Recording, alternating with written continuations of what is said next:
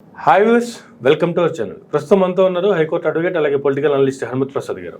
నమస్తే సార్.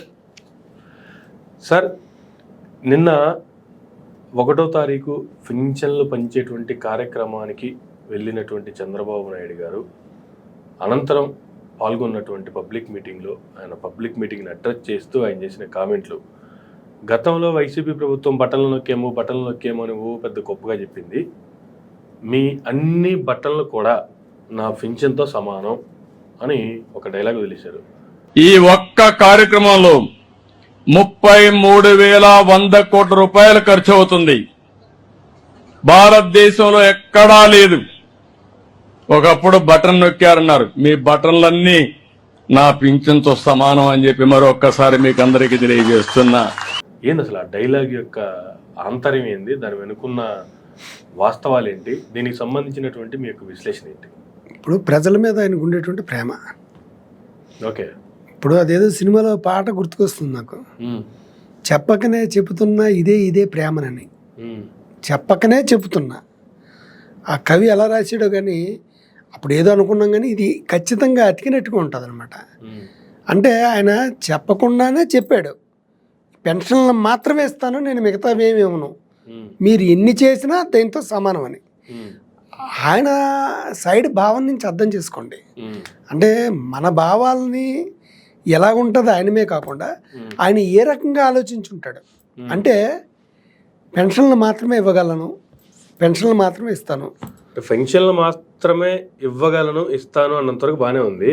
ఇంక మీ అన్నీ కూడా నా దీంతో సమానం అంటే ఇప్పుడేంటంటే మిగతా ఇవి చేయాల్సిన అవసరం లేదనా, లేదంటే ప్రజలకి ఇంక వేరే ఏం అవసరం లేదనా, లేదంటే ఇచ్చినా కూడా గతంలో మీరు ఎన్ని ఇస్తే మాత్రం ప్రజలు మీకు ఏమన్నా తీసిపెట్టింది ఏమైనా ఉందా, ప్రజలు తెలుసుకుంటే ఎవడ పరిస్థితైనా అంతే కాబట్టి చేయాల్సింది ఏముంది, మేము ఇంతవరకే చేస్తాము, ఏం పిక్కుంటారు అనేటువంటి ఇదా? అలా ఏంటండి మీరు ఎలా అంటారు? ఆయన చెప్పేశాడు కదా, మళ్ళీ అడుగుతున్నారు. నేను ప్రస్తుతానికి ఏం చేయలేను, ఆయన మొత్తం రాష్ట్రాన్ని అప్పుల పాలలో పెట్టేసి వెళ్ళిపోయాడు, మేము ఎలక్షన్ మూమెంట్లో కాబట్టి ఏ రకాలుగానే మాట్లాడతాము, ఏ వాస్తవ పరిస్థితి వచ్చేటప్పటికి ఇక్కడ విరుద్ధంగా ఉంది, నేను ఇవ్వలేను, యానం అంటే నా చెవిలో వచ్చి చెప్పండి, సంపదను పెంచే మార్గం ఇక్కడ చూస్తుంటే అంత ఏమయంగా ఉంది, సంపద యానం ఉంటేనే కదా ఇవ్వగలుగుతాను, పెంచాక తర్వాత చూస్తాను అన్నాడు. అయినప్పటికీ పెన్షన్లు ఆపట్లేదు అన్నాడు. అదే మాత్రమే అన్నిటికీ. ఇప్పుడు అన్ని రోగాలకి ఒకటే మందు, జందా తిలిస్మారా ఏదో ఉండేది అప్పుడు, సర్వరోగ నివారణ అన్నట్టుగా. ఇప్పుడు అన్ని హామీలకి బదులుగా ఈ ఒక్కటి ఇస్తే మీరు అన్నీ ఇచ్చినట్టుగా. సరే, ఇదేదో ఈయన కొత్తగా కూటమి ప్రభుత్వం వచ్చిన తర్వాత రూపొందించి దాన్ని బయటికి తీసి అన్నిటి ప్లేస్లో ఇది ఒకటి రీప్లేస్మెంట్ అంటే ఓకే, బాగానే ఉంది. ఇప్పుడు కొత్తగా వచ్చింది కాదు కదా పెన్షన్ అనేది, గత వైసీపీ ప్రభుత్వంలో ఉంది, అంతకుముందు టీడీపీ ప్రభుత్వంలో ఉంది, అంతకుముందు ఉమ్మడి ఆంధ్రప్రదేశ్లో ఉన్నాయి. సరే, స్టార్టింగ్ ఎంత చేశారు ఏందని సెకండరీ, ఆ తర్వాత వచ్చిన నాయకులు హామీలతో పాటు అంచెలంచెలుగా ఎంత పెంచుకుంటూ వచ్చారనేది సెకండరీ. బట్ లాస్ట్ గవర్నమెంట్లో అయితే 3,000 రూపాయల పెన్షన్ కూడా ఇచ్చారు కదా. 3,000 పెన్షన్తో పాటు నవరత్న పథకాలు అందినాయి కదా. నవరత్న పథకాలతో పాటు రాష్ట్రంలో జరిగినటువంటి ఇన్ఫ్రాస్ట్రక్చర్ ఏం జరిగిందో చూసాం కదా. ఇన్ని జరిగితే కూడా వాటన్నిటికీ పెన్షన్ రీప్లేస్మెంట్ అన్నట్టు మాట్లాడితే ఇప్పుడు ఆయన అన్నది అదే, ఇవన్నీ చేయడం వల్లే దేశం దివాలా కోరి తీసేసింది, దివాలాతనం. మీకు ఇంకా అర్థం కావట్లేదు. ఈ పథకాలన్నీ ప్రజలకి దివాలా తీయడానికి రాష్ట్రంలో సంక్షేమ పథకాల అమలుకి సంబంధం సార్? అది ఉందండి, అది చెప్తారండి. ఇవన్నీ పథకాలు ఇవ్వడం వల్ల రాష్ట్రం దివాలా తీసే పరిస్థితి వచ్చింది, ఇంకేం మిగలలేదు. రెండోది, నువ్వు ఇన్ని చేసినా కూడా ఏమైనా గెలుపొందేవా? సరే సార్, అలాగే 11 సీట్లు వచ్చాయి. అంటే ప్రజలకి ఏంటంటే, నువ్వు రాష్ట్రాన్ని అభివృద్ధి చేయవయ్యా అని చేతిలో పెడితే, నువ్వు మీకు ఇచ్చాను కాబట్టి నాకు ఓట్లు ఏంటంటే అర్థం ఏంటి? నువ్వు ఇన్ని చేసినా కూడా ప్రజల్ని కోటేయలేదు. ఇప్పుడు నేను చేయవలసిన అవసరం లేదు. ఇప్పుడు ఇన్ని చేశారు కాబట్టి రాష్ట్రం అప్పుల పాలైపోయింది, రాష్ట్రం అధోగతి పాలైపోయింది, బాగానే ఉంది. రీసెంట్గా ఇప్పుడు ప్రెజెంట్ పార్లమెంట్ సమావేశాలు జరుగుతున్నాయి. పార్లమెంటు సమావేశాలు జరుగుతున్న టైంలో 4-5 రోజుల క్రితం అనుకుంటా అడిగిన ప్రశ్నకు ఆంధ్రప్రదేశ్ రాష్ట్ర అప్పులు టిల్ టుడే ఎంత అని అడిగితే 5,40,40,000 కోట్ల రూపాయలు చేంజ్ ఇచ్చారు. 5,40,000 కోట్ల రూపాయలు వీళ్ళు వచ్చిన తర్వాత, ఈ కూటమి ప్రభుత్వం వచ్చిన తర్వాత ₹1,00,000 కనిపిస్తూనే ఉంది. 1,00,000 కోట్లు తీసేస్తే 4,40,000 కోట్ల రూపాయలు. వీళ్ళు కూడా ఫస్ట్ ఓట్ ఆన్ అకౌంట్ బడ్జెట్లో పెట్టింది అదేగా. అది పెట్టి కూడా గవర్నర్ గారి చేత 10 లక్షల కోట్ల చదివించారుగా. సరే, 4,40,000 కోట్లలో అప్పుడు 14-19లో మీరున్నప్పుడు చేసిందంతా 2.5 లక్షల కోట్లు అంతా మీరే చెప్పారు. ఆ 2 లక్షల కోట్లు. దానికి ముందు ఆంధ్రప్రదేశ్ విడిపోయినప్పుడు వచ్చిందంత దాదాపుగా 1,00,000 కోట్లు.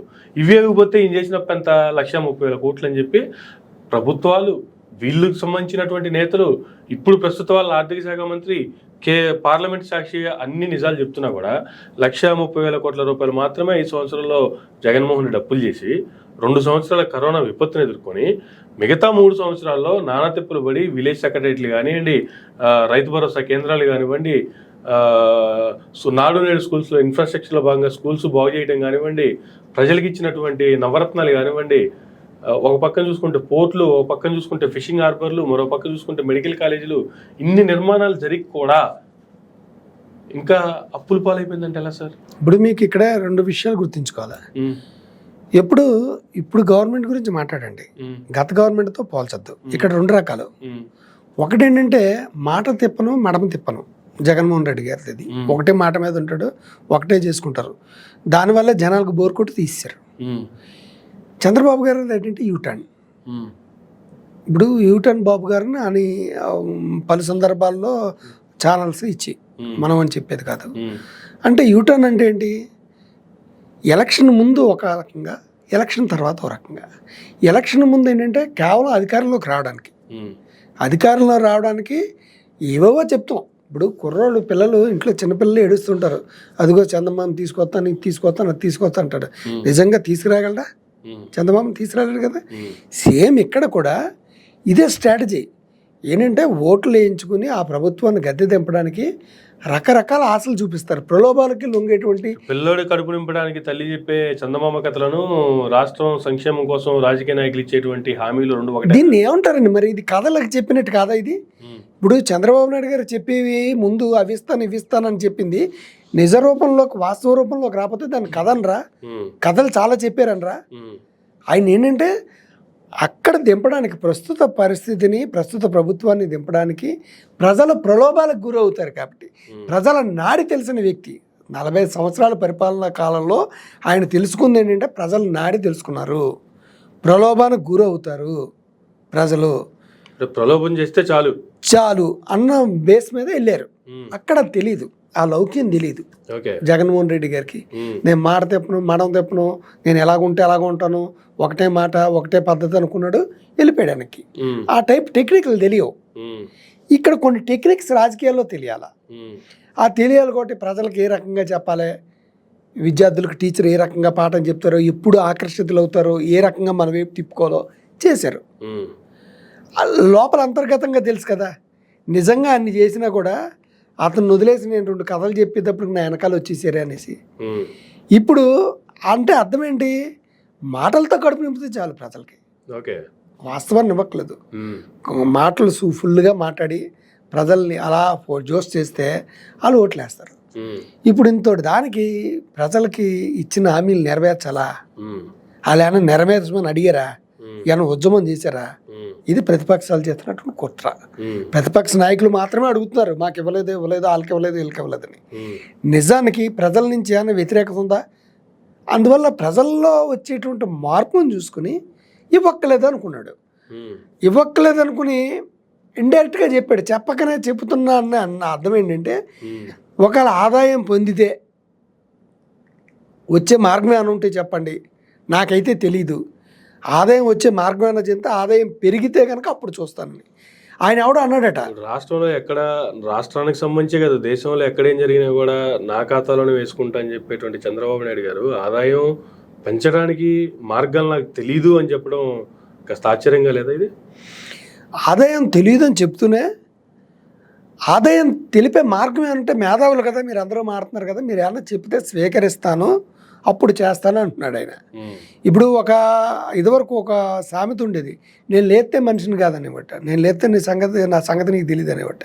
ఈయన ఎంతకీ లేవడం. అలాగా ప్రజల ఆదాయం పెరిగితే ఇస్తాను, ఆదాయం పెరుగుతుందా, అప్పులు పెరిగిపోతున్నాయి. మీరే అన్నారా, వాళ్ళు 3-4 సంవత్సరాల్లో చేసింది ఏ లెక్కలు చెప్పారు ఇందాక, 2 సంవత్సరాలు కరోనాకు పోయింది, ఇలా పోయిందని. పోనీ వీళ్ళు ఇన్ని సంవత్సరాల్లో చేసిన అప్పుని వీళ్ళు 8 నెలల్లో సునాయాసంగా చేశారు. అప్పు పుట్టుతున్నంతసేపు ఎందుకండి? అప్పు దొరుకుతుంది కదా, దాంతో వ్యవహారం చేయొచ్చు కదా. అందువల్ల ఏంటంటే వాళ్ళు ఒక క్లారిటీగా ఉన్నారు. క్లారిటీగా లేనిది ప్రజలు వాళ్ళు ఇవ్వరు. ఇప్పటికి ఎన్ని సంవత్సరాలు ఏంటంటే ఉగాది నుంచి ఫ్రీ బస్సు ఏర్పాటు చేస్తానని చెప్పారు మొన్న బడ్జెట్లో. ఉగాది అయిపోయి 3 రోజులు అయింది, ఫ్రీ బస్సు వచ్చిందా?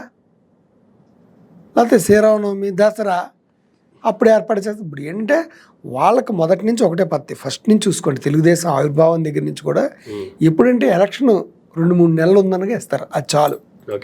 మొదటి నుంచి ఇవ్వడం అనే పద్ధతి ఎప్పుడూ లేదు. అందువల్ల ఇప్పుడు ఇవన్నీ ఎప్పుడు జరుగుతాయంటే ఇంకో ఎలక్షన్ ఇంకో 6 నెలలు ఉందనగా, సంవత్సరం ఉందనగా అప్పుడు ఇస్తారు, ఇవన్నీ మీకు ఇచ్చాం కదా అని. అంతే తప్ప ఈ లోపల ప్రభుత్వం నుంచి మీరు ఏమి ఎక్స్పెక్ట్ చేయకండి. ఎక్స్పెక్ట్ చేసినా చేసేది లేదు. ఏం పీక్కుంటారో పీక్కోండి. మేము ఉన్న వాస్తవ పరిస్థితిని వివరించాం. ఎందుకంటే ఆయన దృష్టిలో ఏంటంటే కూటమిది బాధ్యత. ఏది చేసినా ఆయన కోళ్ళకి తగలదు కదా. పవన్ కళ్యాణ్ గారు ఏం మాట్లాడడం. కానీ ఇట్లా రాష్ట్ర ప్రయోజనాల దగ్గరకో లేదా రాష్ట్రానికి చేయాల్సిన దాని దగ్గరికి వచ్చేటప్పుడుకో కూటమి ప్రయోజనాలు చెప్తున్నారు. అలా కాకుండా ఏదైనా క్రెడిట్ వేసుకోవాల్సిన ఎవరి కథలో వేసుకోవాలని వచ్చేటప్పటికేమో నేను జనసేన, నేనే నిలబడ్డాను, నేనే నిలబెట్టాను అని పవన్ కళ్యాణ్ గారు, మీరు లేకపోతే మేము లేము, మాకు సత్తా లేదు అని చెప్పి మళ్ళీ అదే పవన్ కళ్యాణ్ గారి చేత అదే చంద్రబాబు నాయుడు గారు పక్కన కూర్చొని మాట్లాడించడం. మరో పక్క నారా లోకేష్ గారు చూస్తేనేమో గత 5 ఏళ్లలో వైసీపీ చేయలేనిది మొత్తం మనం 9 నెలల్లోనే చేసాము, అంతకు మించి చేసాము అనేటువంటిది ఆయన అసెంబ్లీ సాక్షి ఆయన చెప్తున్నటువంటి చేస్తున్న కామెంట్లు. ఏం సార్ అసలు ఇది? నాకు ఇది చెప్తుంటే ఒక పెద్ద నవ్వు వస్తుందని గుర్తుకొస్తుందండి. ఏంటంటే మోడీ గారు వెళ్ళి పవన్ కళ్యాణ్ గారు నువ్వు ఉన్నావు నాకు చాలా అన్నట్టుగా ఆయన మాట్లాడతాడు. పవన్ కళ్యాణ్ గారు చంద్రబాబు నాయుడు దగ్గరికి వెళ్ళి నాకు సత్తా లేదు కాబట్టి మీ వెనకాల పడుతున్నాను నేను మాట్లాడతాడు. ఈ ట్రయాంగిల్ పోటీలో ఎవరిని కరెక్ట్గా అర్థం చేసుకున్నారు? ఇప్పుడు సరే, ఎవరిని అర్థం చేసుకున్నారు అనేది కాసేపు పక్కన పెడితే ఎవరిని వాడుకుంటున్నారు అనే క్లారిటీ ఉందా పోనీ? ఇప్పుడు అర్థం చేసుకున్నా వాడుకున్నా వీళ్ళు ముగ్గురు అంతరార్థం ఒకటే. జగన్మోహన్ రెడ్డి గారు అధికారంలో రాకూడదు. అధికారంలోకి రానప్పుడు భిన్న ప్రవృత్తులు గల వ్యక్తులు ఒక చోట చేరారు. ఈ బుడగ ఎప్పుడు పేలుతుందో తెలియదు, ఎప్పుడు బ్లాస్ట్ అవుతుందో తెలియదు. ఇక్కడికి వచ్చేటప్పుడు నువ్వే సమర్థుడివి, నీ తర్వాతే నాకు చంద్రబాబు నాయుడు గారు అని చెప్పి చంద్రబాబు నాయుడు గారిని కూడా పక్కన పెట్టి ఆయన పలకరిస్తూ ఉంటారు. పవన్ కళ్యాణ్ మోడీ గారు పవన్ కళ్యాణ్ గారు తెలంగాణ సభల్లో కూడా అలాగే అన్నారు, ఇక్కడ అలాగే అన్నారు. ఈయనేమో వెళ్ళి మహారాష్ట్రలో అభ్యర్థులు గెలిపించేశారు అన్నట్టుగా జన సైనికులు చెప్తారు. ఆయనే చెప్తాడు. సరే ఏది చెప్పినా బట్ ఆయన ఇక్కడికి వచ్చి నాకు అసలు సత్తానే లేదంటాడు. ఇప్పుడు జనాలు లేనప్పుడు దిగువ స్థాయి కార్యకర్తలు ఇక్కడ పవన్ కళ్యాణ్ గారి చేతగాంతనమా లేదు చంద్రబాబు నాయుడు గారి విజనరీయా? ఏమర్థం చేసుకోవాలి సార్? ఇక్కడ 10 రోజుల ముందు పవన్ కళ్యాణ్ గారు చేసినటువంటి కామెంట్లని మరలా అదే పవన్ కళ్యాణ్ గారి చేత నాకు సత్తా లేదు కాబట్టి మేము టీడీపీతో కలిసి వెళ్తున్నామనే చెప్పించగలిగారు అంటే ఇక్కడ సక్సెస్ రేటు చంద్రబాబు నాయుడు గారిదా లేదా పవన్ కళ్యాణ్? నన్ను అడిగితే చంద్రబాబు నాయుడు గారిది. ఎందుకంటే ఏ విషయాన్నైనా ఎక్కడ కూడా ఒక మాట మాట్లాడాలి చంద్రబాబు నాయుడు అదే చెప్తుండే. పవన్ కళ్యాణ్ గారు అన్ని కామెంట్లు చేసినా సరే ఎక్కడ మాట్లాడకుండా మళ్ళీ అదే పవన్ కళ్యాణ్ గారి చేత నా వల్ల ఏం కాదు, నా దగ్గర ఏమీ లేదు, నేను చేతగానే ఉండి నాకు సత్తా లేదు కాబట్టే మీతో కలిసి ప్రయాణం చేస్తానని ఆయన చేత చెప్పించగలిగారు. ఇప్పుడు ఒకటండి, రాజకీయ కోణంలో ఒకటి, వేరే కోణంలో ఒకటి. చంద్రబాబు నాయుడు గారిలో 2 ఉంటాయి. ఏదైనా టెక్నికల్ అడ్వాన్స్డ్ ఉంటే ఇవన్నీ నేనే తెచ్చానంటారు. బిల్ గేట్స్తో నేనే మాట్లాడాను, ఇంకోటితో మాట్లాడాను, ఎవడు చేసినా తన ఖాతాలోకి వేసుకుంటాడు. రాజకీయ విమర్శలు వచ్చిందనుకోండి వాళ్ళ చేత పొగిడించుకునేలా చేసుకుంటాడు. ఇది 2 రకాల ద్విముఖం ఇది. ఇప్పుడు పవన్ కళ్యాణ్ ఇప్పుడు ప్రపంచంలో ఏది జరిగినా తన వైపు తిప్పుకోగల సత్తా ఉన్న నాయకుడు. 40 సంవత్సరాల్లో ఆయన సాధించిన ఘనత ఏంటంటే తన వైపు తిప్పుకుంటాడు ఏదైనా. ఇప్పుడు నిన్న పవన్ కళ్యాణ్ గారు అలాగ అన్నారన్నో, ఈరోజు ఏమన్నాడో నాకు సత్తా లేదని ఆయన ముందు సాష్టాంగా పడిపోయాడు. దట్ ఈస్ చంద్రబాబు నాయుడు గారు. నువ్వు ఏ నేడుతోటి అయితే అన్నావో ఆ నోటితోటే ఆయన పొగిడించుకుంటాడు. ఇప్పుడు ఇక్కడ ఫూల్ అయింది ఎవరు? పవన్ కళ్యాణ్ గారు. అంతే, పవన్ కళ్యాణ్ గారు. ఫుల్ చేయించింది ఎవరు? జన సైనికుల్ని. ఈయనే ఉంటాడు నాగబాబు గారు. మొత్తం జనసేన ఒకళ్ళు మాత్రమే గెలిచింది, పిఠాపురం వరకు చూసుకోండి. అక్కడ ఎవడన్నా గెలిపించారంటే వాళ్ళ మూర్ఖత్వం అంటాడు. ఇప్పుడు మీలో మీరు నాగబాబు గారికి చెప్పేది ఈయన కొంచెం కరెక్ట్ చేయండి. ఈయన ఏం మాడుతున్నాడో తెలియదు. మేమందరం కూడా నిజంగా కానీ గెలిపించారేమో పవన్ కళ్యాణ్ గారి వల్లే తెలుగుదేశం నిలబడిందని నేను అయితే వ్యక్తిగతంగా అనుకున్నాను. ఎందుకు అనుకున్నానంటే తెలుగుదేశం పెద్ద పార్టీ కావచ్చు, వాళ్ళు గెలిపించలేకపోవచ్చు, కానీ ఆ రోజున పవన్ కళ్యాణ్ గారు కానీ కలవకపోతే మొదటి నుంచి అందరినీ కలుపుతూ ఓటు చేయాలని ఉన్నాడు. ఆ మాట మీద స్టిక్ అయ్యాడు కదా. పవన్ కళ్యాణ్ గారు లేకపోతే మోడీ గారు వచ్చి చంద్రబాబు నాయుడు గారితో కలిసివరా చెప్పండి? కలవరు. మోడీ గారు కలవలేదు, పవన్ కళ్యాణ్ గారు కలవలేదు, చంద్రబాబు నాయుడు గారు గెలుస్తారా? గెలవరు. కోర్స్, ఎందుకంటే ఆయన ఇచ్చినన్ని సీట్లు తీసుకున్నాడు. మరి వాళ్ళిద్దరి మధ్య ఏముందో తెలీదు. తీసుకుని 100% స్ట్రైక్ రేట్ కొట్టారు. మా వల్ల గెలిచిందని అన్నాడు. లోపల అది కొంచెం ఎబ్బెట్టుగా ఉన్నప్పటికీ కూడా రెండు రకాలుగా నేను ఇలాగ ఈయన గెలిపించడం ఏంటి అనుకున్నాను. ఒకసారి ఒక యాంగిల్లో చూస్తే ఆయన లేకపోతే అవ్వదు కదా, మోడీ గారు కలవరు కదా. ఇప్పుడు నేనే మోడీని కల్పించాను అన్నప్పుడు ఎందుకు ఖండించలేదు చంద్రబాబు నాయుడు గారు? నేనే గెలిపించాను మొత్తం 40 సంవత్సరాలు ఉన్న టీడీపీని అన్నప్పుడు మీరు నేను ఆయన కాదేమో అనేసి మనం అనుకున్నాం, కానీ చంద్రబాబు నాయుడు గారు ఎందుకు ఖండించలేదు అంటే నిజమే కోసం అనుకున్నాం. చివరికి చంద్రబాబు నాయుడు గారు ఆయన నోటితో ఆయనే చెప్పించాడు, నాకు సత్తా లేదు కాబట్టి మనం వీళ్ళతో కలిసాము అని. ఇక్కడ మాట మెలిక నరంలేని నాలిక ఎవరిదైంది? పవన్ కళ్యాణ్ గారిది. అంటే ఆయన చేతితోటి ఆయన కంటిని ఆయనే పొడుచుకునేలాగా చేయగేశారు చంద్రబాబు నాయుడు గారు. దట్ ఈజ్ చంద్రబాబు నాయుడు గారు. అందువల్ల ఏంటంటే ఇలాంటి కూటమి ఎంతకాలం సర్వైవ్ అవుతుంది అంటే ఒకళ్ళ మీద ఒకళ్ళ నమ్మకాలు కోల్పోయిన కూటమి.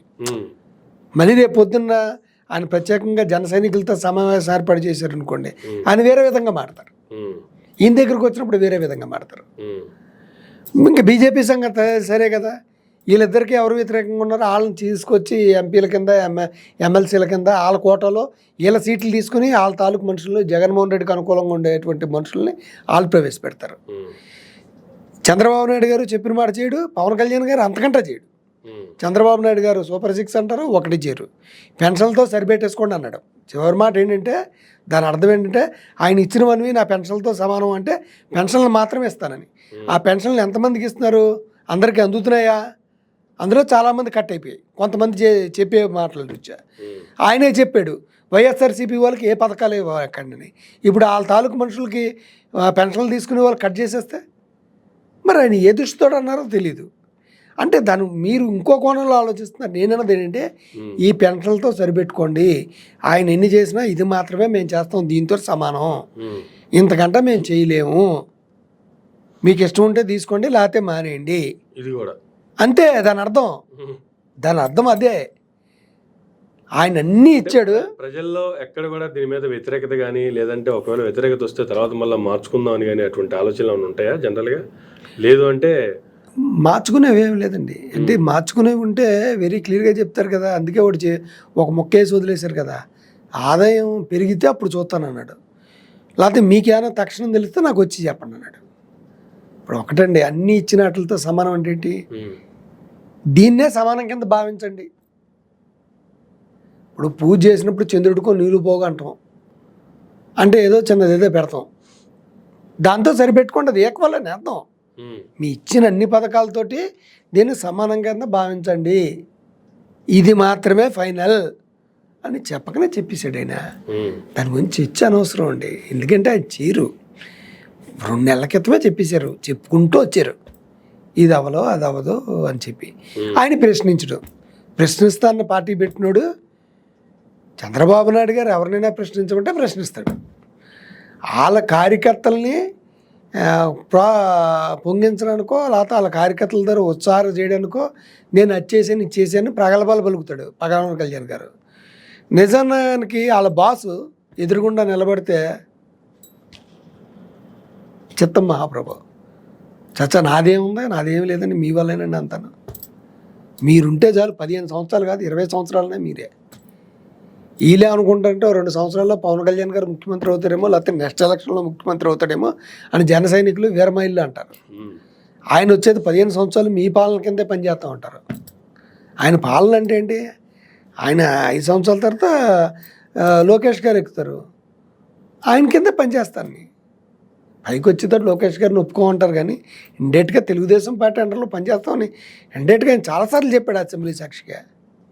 ఆయన మాట మారుస్తారు అనుకోను, ఎందుకు గట్టిగా అడిగితే మాకు సత్తా లేదంటాడు. పార్టీ గెలిచి ప్రభుత్వం నడుస్తున్నాక వాళ్ళ కార్యకర్తల కోపాన్ని చల్లార్చడానికి మన వల్లే నిలబడింది అంటారు. కానీ ఉమ్మడి మేనిఫెస్టో రిలీజ్ చేస్తున్నప్పుడు కూడా ఈ మేనిఫెస్టోలో ఉన్నవి అన్నీ అమలు అయ్యే విధంగా నేను చూస్తాను, ఇన్ కేస్ అమలు అవ్వకపోతే టీడీపీ గల్లా పట్టుకొని నిలదీసేంత సత్తా నాకు ఉంది, నిలదీసైనా సరే మీకు రావాల్సినటువంటి సంక్షేమ పథకాలు అందించే బాధ్యత నాదే అనేటువంటి హామీ కూడా పవన్ కళ్యాణ్ గారు ఎలక్షన్స్ ముందు ఇచ్చారు. ఎలక్షన్స్ అయిపోయిన తర్వాత 100% స్ట్రైక్ రేట్తో ఉన్న వాళ్ళు ఇంకా గట్టిగా మాట్లాడాల్సిన అవసరం ఉంటుంది కదా, ఇంకా గట్టిగా నిలదీయాల్సిన అవసరం కూడా ఉంటుంది కదా. అది మీ ఉమ్మడి మేనిఫెస్టో కదా. చంద్రబాబు నాయుడు గారి టీడీపీ ఒక్క మేనిఫెస్టోనైతే చంద్రబాబు నాయుడు గారు సీఎం గారు కాబట్టి సీఎంగా ఆయన ఏ డెసిషన్ తీసుకున్నా that is different issue. But manifesto జనాలకి ఇచ్చినటువంటి హామీ మీ ముగ్గురు కలిపి కదా, ముగ్గురు సమక్షంలోనే మేనిఫెస్టో రిలీజ్ చేశారు కదా. ఇప్పుడు మరి దానికి మిగతా పార్టీలు సమాధానం చెప్పాల్సిన అవసరం లేదా? అది స్క్రిప్ట్ చదివారు ఆయన, స్క్రిప్ట్ రాసి ఇచ్చింది చదివారు. ఇప్పుడు ఒక పార్టీ డైరెక్షన్లో వెళ్తున్నప్పుడు స్క్రిప్ట్ రాసి ఇచ్చింది. ముగ్గురు మేనిఫెస్టోని ఎందుకంటారు? బీజేపీ వాళ్ళు మేనిఫెస్టో కూడా పుట్టుకోలేదు, ఉమ్మడి మేనిఫెస్టోనే కదా వాళ్ళు రిలీజ్ చేశారు. అవును, ఉమ్మడి మేనిఫెస్టో అన్నారు కానీ బీజేపీ అందులో టచ్ చేయలేదు కదా మేనిఫెస్టోని కూడా. అప్పుడే పెద్ద ఇష్యూ అయింది కదా. బీజేపీ వాళ్ళు మేనిఫెస్టో రిలీజ్ రాలేదు, అందరూ పట్టుకున్నప్పుడు వీళ్ళు పట్టుకోలేదు. చేసేది లేదు. ఒకవేళ తర్వాత ఇటువంటి పరిస్థితి చూసినప్పుడు మమ్మల్ని కూడా కలిపి అడుగుతారు కాబట్టి దీంతో మాకు సంబంధం లేదు, పక్క తప్పుకున్నట్ట. అంతే. అలాంటప్పుడు మరి అసలు ఆ సమావేశాన్ని బాయ్కట్ చేస్తే అయిపోయింది కదా. ఇప్పుడు బాయ్కట్ ఎందుకు చేస్తారండి? వాళ్ళకి సీట్లు వచ్చినప్పుడు 8 సీట్లు వచ్చినప్పుడు, ఒక ఎమ్మెల్సీ వచ్చినప్పుడు, రేపు పొద్దున ఇంకో రాజ్యసభ సభ్యుడు వచ్చినప్పుడు వాళ్ళ బలానాలు పెంచుకునేటప్పుడు ఇది ఓకే సార్, ఎలక్షన్స్ తర్వాత వచ్చే, కానీ వీళ్ళు మేనిఫెస్టో అనేది ఎలక్షన్స్ బిఫోర్ రిలీజ్ చేసింది కదా. అవునండి. అప్పుడు ఆ మేనిఫెస్టోతో మాకు సంబంధం లేదనుకున్నప్పుడు ఆ మేనిఫెస్టో మీటింగ్ కూడా వీళ్ళు రాకుండా, ఆ ప్రతినిధి కూడా ఎవరు లేకుండా ఎవరు వచ్చారు? రిలీజ్ చేయండి అంటే అయిపోరు కదా. వచ్చి నుంచున్నారు, కూటమిలో పనిచేస్తున్నారు కాబట్టి వచ్చి నుంచున్నారు తప్ప వాళ్ళు ఎక్కడా కూడా ఇందులోనే పార్టిసిపేట్ చేయలేదు. వాళ్ళు ఏంటంటే వాళ్ళు అడిగేది అంటే మీరు మా వెనకాల బతిమాలారని. మోడీ గారు కానీ భారతీయ జనతా పార్టీ కానీ ఎప్పుడూ చంద్రబాబు నాయుడు తోటి స్నేహం చేయాలనుకోలేదు, పొత్తు పెట్టుకోవాలనుకోలేదు. ఇది డైరెక్ట్ గా చెప్పారు ఆ మాటలు. ఇది అమిత్ షా గారి వరకు వదిలేండి. అమిత్ షా గారు హిందీ వ్యవహారం అంటే మన వాళ్ళకి అర్థం కావచ్చు, అర్థం కావచ్చు. పవన్ కళ్యాణ్ గారు స్వయంగా చెప్పారు వాళ్ళ చేత నేను తిట్లు తినవలసి వచ్చిందని. అవును. ఇప్పుడు ఎందుకంటే సోమవీర్రాజు గారు అధ్యక్షులుగా ఉన్నప్పుడు జనరల్గా జగన్మోహన్ రెడ్డి గారు వాళ్ళు కలిసి ఉండేవారు లోకల్లో. ఇటు క్రియాశీలకంగా భారతీయ జనతా పార్టీలో ఉన్నటువంటి రాజ్యసభ సభ్యులు జీవీఎల్ నరసింహారావు గారు కూడా వాళ్ళతో చట్టాపట్టాలు వేసుకుంటూనే ఉన్నారు. చంద్రబాబు నాయుడు గారికి ఎక్కడా కూడా ఛాన్స్ ఇవ్వలేదు. జగన్మోహన్ రెడ్డి గారికి ఎంత కావాల్సిన అంత ఇచ్చేవారు. ఇప్పుడు కూటమి ప్రభుత్వంలో వీళ్ళున్నా కూడా పైనుంచి తెచ్చుకోలేకపోతున్నారు అప్పు కూడా సరిగా. జగన్మోహన్ రెడ్డి గారు వెళ్ళిన టైంలో ఏది అడిగితే అదే. మరి ఈ రోజుకి అలాగే ఉన్నట్టుంది. ఇప్పుడు కూటమి ప్రభుత్వంలో వాళ్ళే చెప్తున్నారు కదా, ఆంధ్రజ్యోతి ప్రధానంగా చెప్తుంది అధికారులు వాళ్ళ వైపు ఉన్నారు, వాళ్ళకి తగ్గట్టుగానే మారుతున్నారు, చాలామందిని మార్చాలి, మనకి ఎవడు ఇంపార్టెన్స్ ఇవ్వట్లేదని పవన్ కళ్యాణ్ గారు అన్నారు. ఇవన్నీ చూస్తుంటే ఏంటంటే పైనుంచి వీళ్ళు కలుపుకున్నారు తప్ప కూటమి వాళ్ళేమీ ఎగబాకలేదు మోడీ గారితో అనేసి. ఓకే, వాళ్ళు కలుపుకున్నారు, వాళ్ళు సీట్లు ఇచ్చుకున్నారు. కాబట్టి చంద్రబాబు నాయుడు గారు ఏం కామెంట్లు చేసినా ఉమ్మడి మేనిఫెస్టో అమలైనా పోకపోయినాను ఎవరికేం సంబంధం లేదు. ఇక్కడ ట్రయాంగిల్ ఫైట్ అండి. చంద్రబాబు నాయుడు గారి సమక్షంలో పవన్ కళ్యాణ్ గారు కామెంట్ చేయరు, మోడీ గారు అమిత్ షా గారు సమక్షంలో చంద్రబాబు నాయుడు గారు కామెంట్లు చేయరు. కానీ మోడీ గారు వచ్చి పవన్ కళ్యాణ్ పొగుడుతారు, పవన్ కళ్యాణ్ వచ్చి నాకేం లేదు అంతా చంద్రబాబు నాయుడు గారు అంటారు. ఇది జరుగుతుంది. ఓకే, మళ్ళీ ఒకసారి గుర్తుంచుకోండి, పవన్ కళ్యాణ్ గారు చంద్రబాబు నాయుడు గారు ఏం మాట్లాడరు. నువ్వు ఇంద్రుడివి, నువ్వు చంద్రుడివి, నువ్వు రారాజువి, నువ్వు లేకపోతే రాష్ట్రం లేదు, ఇలా మాడతారు. చంద్రబాబు నాయుడు గారు వెళ్ళి మోడీ అమిత్ షా గారి దగ్గర అలాగే మాడతారు. మీరు ఏదంటే సార్ ఒక్క బోర్డుకి మద్దతు ఇమ్మంటే ఇచ్చేస్తారు, పైకి ఏదైనా మాటకొచ్చి బయటకు ఇచ్చారు, ఇవాళ ఇచ్చారు, మాడతారు. నువ్వు ఇంద్రుడివి చంద్రుడివి, మీరు రాష్ట్రంలో అన్ని సంవత్సరాల పాటు ఉండాలి అని మాడతారు ఆయన. మళ్ళీ మోడీ గారు వచ్చి ఏమని చేస్తారు పవన్ కళ్యాణ్ దగ్గరికి, నువ్వు ఉన్నావు చాలయ్యా, నువ్వు ఉంటే మొత్తం చాలు, మొత్తం అంతా సౌత్ ఇండియా అంతా నీ చేతిలోనే పెడుతున్నాను, సౌత్ ఇండియాకి నార్త్ ఇండియాకి మొత్తానికి నేను ఎలాగో నువ్వు అలాగా అని చెప్పి వాళ్ళ కాలే తగిలించేసుకున్నారు సౌత్ ఇండియా మోడీ అని వీళ్ళు చెప్తారు. ఈయన వచ్చి చంద్రబాబు నాయుడు గారు సాగిలు పడతారు. ఇదెక్కడ విచిత్రమైన పద్ధతో, ఇదెక్కడ విచిత్రమైనటువంటి వ్యవహారంతో ముందుకెళ్తున్నారంటే, ఒక రకంగా చెప్పాలంటే కోఆపరేషన్లో నాన్ కోఆపరేషన్. కోఆపరేషన్గా ఉన్నట్టుగానే కనిపిస్తుంటారు కానీ బట్ నాన్ కోఆపరేషన్. ఎప్పుడప్పుడు ఆపరేషన్ పడుతుంది, ఆపరేషన్ పడిందంటే సెటకి వెళ్ళినట్టుగానే లెక్క బండి. ప్రజలు గమనిస్తున్నారు, ప్రజలు చాలా తెలివైన వాళ్ళు, ఎవరిని ఎక్కడ కూర్చోబెట్టాలో ప్రజలకు తెలుసు. ఫైనల్గా ఏం చెప్తారు సార్? ఫైనల్గా చెప్పేది ఏంటంటే అభివృద్ధి లేదు, అప్పులు మాత్రమే ఉంటాయి. ఫైనల్గా చెప్పేది ఏంటంటే, మీరు ఏదేమైనా చేసుకోండి గవర్నమెంట్ తనది, ప్రజలతో మటుకు గేమ్స్ ఆడతాం. అంటే గేమ్స్ అంటే ఇక్కడ నమ్మించి మోసం చేయడం. ప్రజలు నమ్మించి మోసం చేస్తే అందరూ కూడా వాయిస్ బయటకు చెప్పలేరు. వాయిస్ చెప్పలేనంత మటుకు వ్యతిరేకత లేదని మీరు భావించద్దు.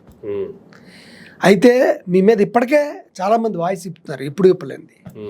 వ్యతిరేకత బాగా మూటగట్టుకున్నారు. ప్రజలతోటి గేమ్స్ ఆడితే గత చరిత్ర, గత అనుభవం మీకుంది. ఎన్నిసార్లు కూర్చోబెట్టారు. గతంలో చంద్రబాబు నాయుడు గారిని అంటున్నారు, ఆయన ఒకసారి లాస్ట్ ఎలక్షన్ ముందు అన్నారు, ఏమీ చేయనటువంటి బీఆర్ఎస్ని రెండోసారి కూర్చోబెట్టారంటే నన్ను ఇంకెంత మెజార్టీతో గెలిపించి ఎన్ని సీట్లు ఇస్తారో అని చెప్పి ఆయన మాట్లాడారు. ఆయన మాట్లాడినా మీకు ఏ స్థానం కల్పించారో మీరు చూశారు. ఆ రోజు 23 స్థానాలతో కూర్చోబెట్టారు. సో ఇంకా పడిపోయేటువంటి అవకాశం ఉంది. మీరు ప్రజలతో ట్రిక్స్ కానీ ప్లే చేస్తే, మీరు ఏదైతే చెప్పారో చేయండి. ఇప్పుడు నేను ఇవ్వలేను 6 పథకాలు అని ముందే చేతులు ఎత్తండి. అంతేగాని నాకు వీలు కుదిరితే ఇస్తాను, ఆదాయం పెరిగితే ఇస్తాను, ఆదాయం చెప్పండి. ఇంకా మీ అనుభవం ఏముంది? అవతల వ్యక్తిని మీరు ఎవరన్నా సలహాలు ఇవ్వండి అన్నారంటే మీ 40 సంవత్సరాల ఎక్స్పీరియన్స్ ఏముంది? మీరు మోడీ గారికే సలహాలు ఇచ్చారు నోట్లు రద్దు చేయమని. బిల్ గేట్స్ వాళ్ళు మిమ్మల్ని వచ్చి అడుగుతారు సలహాలు. మీరు ఇప్పుడు సామాన్యమైనటువంటి ప్రజల్ని మీరు నాకేమన్నా ఆదాయం పెంచే మార్గం చెప్పండి అంటే అది ఎంత? ఇది ఎలక్షన్ ముందు ఏమన్నారు, సంపదను ఎలా పెంచాలో నాకు తెలుసు అన్నారు. ప్రజలు అడిగారు రిపోర్టర్స్ ఆ రోజు, ఎలా పెంచుతారండి సంపదనని. ఆ రోజు చెప్తాం అన్ని టాప్ సీక్రెట్స్ మీకు ఇప్పుడే చెప్తాం ఏంటి, సంపదను ఎలా పెంచాలో తెలుసు అన్నారు. ఇప్పుడు చేతులు ఎత్తేస్తున్నారు. అందుకే మిమ్మల్ని యూటర్న్ అన్నారు. యూటర్న్ అని ఎందుకన్నారో తెలీదు. ఈ కారణాలు కావచ్చు. ఎప్పుడు కూడా ఏదైతే మాట్లాడారో అది చేయండి. ప్రజల్లో ఒకటిగా చెప్తున్నాను, మేము ప్రభుత్వాన్ని క్వశ్చన్ చేస్తున్నాం తప్ప ఏదో ప్రతిపక్షం తరపున సపోర్ట్ చేస్తున్నాను అనుకోదు.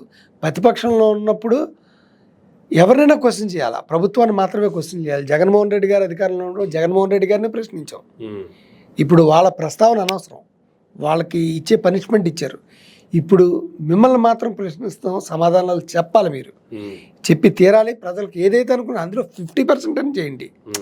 అంతే తప్ప పెన్షన్లు ఇచ్చేసి ఇదే అన్నీ అనుకోండి వాటితో ఎక్కువాలంటే ఎవరికి నచ్చినట్టుగా అలా అర్థం చేసుకుంటారు. దానివల్ల నెగిటివిటీ ఎక్కువ పెరిగేటువంటి అవకాశం ఉంది అని తెలియజేస్తున్నాను. Thank you sir, thank you very much అండి. ఇదండి హనుమత్ ప్రసాద్ గారు తినేట ఇంటర్వ్యూ. మరొక ఇంటర్వ్యూ మళ్ళీ కలుద్దాం. చూస్తున్నానండి మేరమడిగా.